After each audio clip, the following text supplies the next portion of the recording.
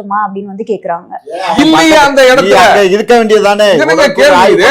அங்க இருந்ததுக்கு எந்த விதமான அத்தாட்சியும் கிடையாது. பிளைட்ல வந்ததுக்கு ரெக்கார்டு இருக்குது. கேக்குற ஒவ்வொரு கேள்விகளுக்கும் நாங்க வந்து தைரியமா எங்க தரப்புல இருந்து பதில கொடுத்துட்டு தானே இருக்கோம். உங்களையா கேள்வி கேட்டாங்க? கோர்ட்ல உங்களையா கேட்டாங்க? கோர்ட்ல என்ன கேட்டாங்க? இங்க மெட்ராஸ் ஹைகோர்ட்ல கொடுத்த ஜட்ஜ்மெண்ட்ல அவங்க சில விஷயங்களை கேள்விகளை எழுப்பி இருந்தார்கள். சரியா? இதுல விஜய் அவர்கள் ஒண்ணு சொல்லியிருந்தாரு, எஸ்ஓபி வேணும் அப்படின்னு நாங்க கோர்ட்டுக்கு போனோம் அப்படின்னாரு. எனக்கு என்ன ஞாபகம் வருதுன்னா, இந்த எஸ்ஐடி ஃபார்ம் பண்ணது எஸ்ஓபி வேணும்னு வேற ஒருத்தர், அவர் தாவேகாவை சார்ந்தவர் கிடையாது. அவருதான் இல்ல வர எஸ்ஓபி வேணும்னு கேட்டது யாரோ ஒரு தனிநபர். அந்த கேஸ்ல எஸ்ஐடி ஃபார்ம் பண்ண சொல்லி மெட்ராஸ் ஹைகோர்ட்ல ஜட்ஜ்மெண்ட் வருதுங்க.